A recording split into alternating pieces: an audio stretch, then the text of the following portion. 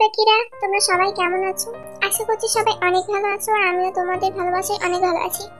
তো কিছু ইম্পর্টেন্ট কথা বলার জন্য ফার্স্টে ভয়েসটা দিচ্ছি, না হলে তোমরা ভিডিওর মাঝখানে কোনো ভয়েস আসলে সেটা কন্টিনিউ করো না।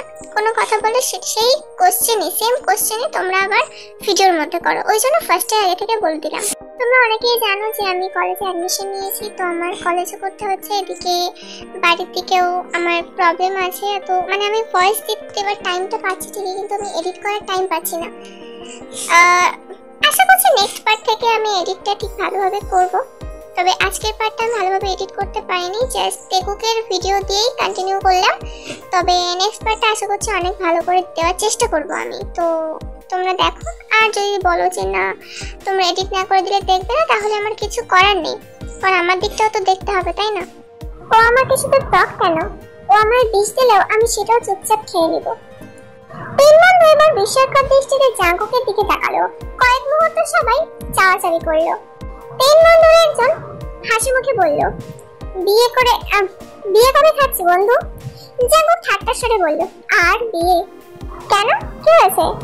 জাঙ্কুক কিছু বলার আগেই ইয়োনো হাসতে হাসতে বলে উঠল, সেদিন যদি তে রাজি হইতো তাহলে জাঙ্কুক আজ বিবাহিত থাকতো।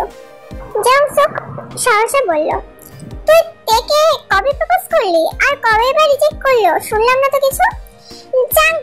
জাঙ্কুক চোখ মুখ গোটালো, তীক্ষ্ণ দৃষ্টিতে চাইলো জাংসুক দিকে। ইয়োনো পুনরায় বলল, আরে দূর, প্রপোজ না। জাঙ্কুক তেকে বলেছিল তুই পড়াশোনা না করলে বাদ দে, তাহলে আর পড়তে হবে না, কিন্তু তে বেচারি বুঝতেই পারলো না। বলে পড়াশোনা করবো। তাহলে বল, পড়াশোনা না করলে কি করতি? জাঙ্কুক দাঁত খিচে বলল, পড়াশোনা করবে না বললে 1 ঘন্টার মধ্যে কাজে এনে বিয়ে করে ফেলতাম। সবাই সশব্দে হেসে উঠলো আর বলল, তে যদি রাজি না হতো? জাঙ্কুক রাগান্বিত কণ্ঠে জবাব দিল, জোর করে বিয়ে করলে রাজি কি আবার? ইয়োনো সবকিছুই জানে। ইয়োনোর সাথে সবিনা চলাফেরা করে বলে সবিনা টুকটাক কিছু জানে, কিন্তু বাকি বন্ধুরা আর কিছুই জানে না। বাকি বন্ধুদের মধ্যে একজন ঠান্ডা কণ্ঠে শুধালো, বিয়েটা তো তেকে বলেও করতে পারিস, তাহলে তো আমরাও বিয়েটা খেতে পারি, আর তোর বউ বিয়ের পর পড়াশোনা করতে পারে। জাঙ্কুক দীর্ঘশ্বাস ফেললো, কণ্ঠ কিছুটা খাদে নামিয়ে বলল, এই কাজ আমি কখনোই করব না। সবিন প্রশ্ন করলো, কেন? জাঙ্কুক গম্ভীর কণ্ঠে বলা শুরু করলো, কারণ তেকে বা বাসায় তের সাথে বা তের বাসায় ঝামেলা করে আমি এই বিয়েটা করলে জীবনের কোনো এক সময় তের মনে হতে পারে আমি ওর যোগ্য না। পড়াশোনার বাইরে চলাফেরা, বন্ধু মহলের সাথে সে আমাকে মানাতে পারলো না। তের কখনো যদি মনে হয় আমি ওর জীবনে জোর করে এসেছি বা তে আমার থেকে মুক্তি চাই, তখন আমি কি করব? তার থেকে ভালো ও পড়াশোনা করুক, নিজে প্রতিষ্ঠিত হোক। যখন ওর মনে হবে আমাকে ছাড়া ওর চলবে না, তখনই আমি ওকে বিয়েটা করব। গভীর মনোযোগ দিয়ে কথাগুলো শুনছিল সকলে। তাহলে একটু আগে যে বললি জোর করে বিয়ে করবে, তার কি হলো? জাঙ্কুক এবার কপাল কুঁচকে বিরক্তি নিয়ে বলা শুরু করলো, তে যদি বলতো সে পড়াশোনা করবে না, তাহলে আমি জোর করে বিয়ে করতাম, কারণ তখন তার পড়াশোনা করে ক্যারিয়ার গড়ার ইচ্ছা থাকতো না, জীবনে চলার পথে নতুন বন্ধুও হতো না, আমাকে ঘিরেই ওর পৃথিবী হতো। একটা না একটা সময় গিয়ে আমার প্রেমেও পড়তে বাধ্য হতো। সবিন এতক্ষণ নীরব থাকলেও এবার চিন্তিত স্বরে বলল, সবই বুঝলাম, কিন্তু ভাবির জীবনে যদি অন্য কেউ চলে আসে, তখন কি তুই ভাবিকে ছেড়ে দিবি? ইয়োনো ঠিক করে হেসে উঠল, তাচ্ছিল্যের স্বরে বলল, যা বলেছিস তুই। জাঙ্কুক দিবে তেকে ছেড়ে? হাসাই নিরে দোস্ত। জাঙ্কুক দেশেই আসছে এক ছেলেকে পিটাইতে, ছেলের অপরাধ কি? ছেলে তের সাথে কথা বলার চেষ্টা করেছিল, কথা বলার চেষ্টাতেই ছেলে এখনো হসপিটালে ভর্তি। যদি প্রেম করার চিন্তা করে তখন জাঙ্কুক কি করবে তোরাই ভাব। জাঙ্কুক নেট কণ্ঠে বলল, আস্তে। জাঙ্কুক পকেট থেকে ফোন বের করে টাইম দেখে বলল, নামাজের সময় হয়েছে, চল নামাজে যাই। সবাই নামাজ পড়ে বের হলো। ইয়োনো দাঁত কেলিয়ে বলল, শোনা জাঙ্কুক আমারে ট্রিট দিবে, কি খাবি বল তোরা? জাঙ্কুক বিরক্ত বিরক্তি নিয়ে বলল, আমি কেন ট্রিট দেব? আমি কি বিয়ে করছি নাকি? ইয়ানহো মুখ বাঁকিয়ে বলল, বিকেলে যে বললি আনলিমিটেড ফুচকা খাওয়ানোর ক্ষমতা তোর আছে, তাহলে এখন আমাদের খাওয়া। জাঙ্কুক গম্ভীর কণ্ঠে বলল, এই অফার শুধু আমার কাদম্বিনীর জন্য, তোদের জন্য না। সবির আকস্মাত বলে উঠল, আমাদের আনলিমিটেড খাওয়াতে হবে না, লিমিটেড খাওয়া, তোর কাদম্বিনী তরফ থেকে। জাঙ্কুক কিছুটা ভেবে বলল, আচ্ছা ঠিক আছে চল। দুইটা বাইকে 4 বন্ধু চললো। জাঙ্কুক একা, দুই বাইকে তিনজন। নামি দামি রেস্তোরাঁয় এসে বসলো সকলে। জাঙ্কুক উৎফুল্ল কণ্ঠে শুধালো, বুকে খাবি নাকি কাচ্চি খাবি? 3 বন্ধু চোখাচোখি করলো। সবিন মুচকি হেসে বলল, দেখলি ইউনহো, তের কথা বলতেই বুফে অফার করছে, কি ভালোবাসা। তাহলে কি বলিস, দুদিন পর পর ভাবির কথা বলে খাবার খাওয়া যাবে। জাঙ্কুক কড়া কণ্ঠে জবাব দিল, এটাই আমার বিয়ের আগে আমার পক্ষ থেকে তোদের প্রথম এবং শেষ ট্রিট।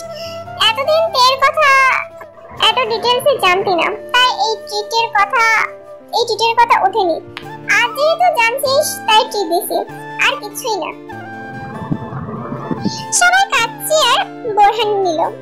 জাঙ্কুক ফোন বের করে টাইম দেখে তাড়াতাড়ি খাওয়া শেষ করলো। বাকি 3 বন্ধু এখনো খাচ্ছে। জাঙ্কুক হাত ধোয়া টিস্যু দিয়ে হাত মুছতে বলল, তোরা কি আর কিছু খাবি? কেন চলে যাবি নাকি? ইউনহো বলল। জাঙ্কুক মুচকি হেসে বলল, তোদের ভাবি আমার জন্য অপেক্ষা করছে। সবাই একসাথে বলে উঠলো, সবিন অভিমানী স্বরে বলল, বাহ বন্ধু বাহ, এক বাড়িতে প্রেম করে যা মজা নিচ্ছিস। এদিকে আমার সব কাজিনের বয়স 5 বছরেরও কম। জীবনটা বেদনাময়, একদম তেজপাতা। জাঙ্কুক একগাল হেসে বলল, আর কিছু না খেলে বিল দিয়ে দিচ্ছি আমি। সবাই বলল, আর কিছু খাবো না, দোয়া করি তোরা সুখী হ। জাঙ্কুক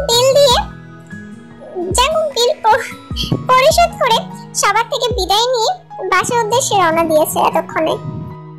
এদিকে সন্ধ্যার পর বাসায় এসে কিছুক্ষণ রেস্ট নিয়ে পড়তে বসেছিল। ঘন্টা 2 পর খেয়ে নিয়েছে। জাঙ্কুক শুক্রবারে বাইরের বন্ধুদের সাথে হাবিজাবি খায়, রাতে বাসায় ফিরে আর ভাত খায় না। এজন্য শুক্রবার জাঙ্কুক ভাইয়ের কথা ভাবে না, সবার সাথে খাবার খেয়ে নেয়। ঘন্টা 2 পড়াশোনা করে জাঙ্কুক ভাইয়ের জন্য অপেক্ষা করছে তে। আর জাঙ্কুক ভাইয়ের প্রতি ভালোবাসা উতলে পড়ছে তে। ভাবছে জাঙ্কুক ভাই ফিরলে এক কাপ কফি করে দিবে জাঙ্কুক ভাইকে। বেলকনিতে দাঁড়িয়ে আছে, হঠাৎ জাঙ্কুক ভাইয়ের বাইক নিয়ে গেট দিয়ে ঢুকতে দেখে এক দৌড়ে নিচে চলে যায় তে। ড্রয়িং রুমে কেউ নেই, খাওয়া দাওয়া শেষ অনেকক্ষণ আগেই। সবকিছু গুছিয়ে সবাই সবার মতো রুমে চলে গেছে। তে পা টিপে রান্নাঘরে যায়। জাঙ্কুক চাবি নিয়ে লক খুলে বাসার ভিতরে ঢুকে বড় বড় কদম ফেলে হাঁটে সিঁড়ির দিকে।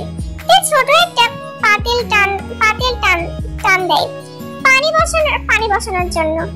এই পাতিলটার নিচে যে আরেকটা পাতিল ছিল সেটা তার চোখে পড়েনি। পাতিল ফ্লোরে পড়তেই জোরে শব্দ হয়। শব্দ শুনে জাঙ্কুক পাশ ফিরল, তাকালো রান্নাঘরের দিকে। তে চোখ বন্ধ করে এক হাতে পাতিল সহ আরেকটা খালি হাতের আঙুল দিয়ে দোকানে চেপে ধরে আছে। তাকে রান্না করে দেখে জাঙ্কুকের পায়ের রক্ত মাথায় উঠে গেছে। দ্রুত পায়ে হেঁটে গেল রান্নাঘরের দিকে। জাঙ্কুক দাঁতে দাঁত চেপে গম্ভীর কণ্ঠে শুধালো, এখানে কি করছিস তুই? জাঙ্কুক ভাইয়ের কণ্ঠ শুনে কেঁপে উঠে তে। ভরকে যায় কিছুটা, মনে মনে ভাবছে, যদি বলি জাঙ্কুক ভাইয়ের জন্য কফি করতে আসছি তাহলে আমি শেষ। নরম স্বরে আস্তে করে তে বলল, কফি খেতে ইচ্ছা হচ্ছিল তাই। জাঙ্কুক সূক্ষ্ম দৃষ্টিতে পরখ করলো অষ্টদশীর আপাতমস্তক। গম্ভীর কণ্ঠে বলল, তুই ডাইনিং এ বস, আমি আনছি। তে তথস্থ নজর চাইলো জাঙ্কুকের দিকে। দৃষ্টিটা নিরেট। কয়েক মুহূর্ত পর পাতিল রেখে ডাইনিং টেবিলে চেয়ার টেনে বসলো। এক দৃষ্টি তাকিয়ে আছে রান্নাঘরে।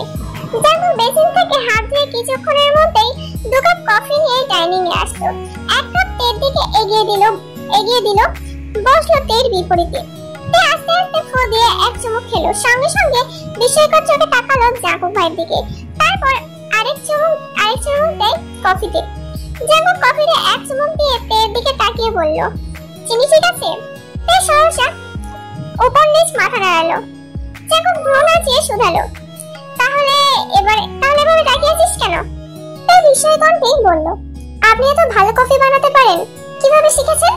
জাঙ্কুক নিরুত্তের কণ্ঠে উত্তর দিল, বাইরে থাকলে এরকম অনেক কিছু শিখতে হয়, পরিস্থিতি শিখিয়ে দেয়। তাই কি বুঝলো কে জানে। একগাল হেসে বলল, থ্যাংক ইউ জাঙ্কুক ভাই।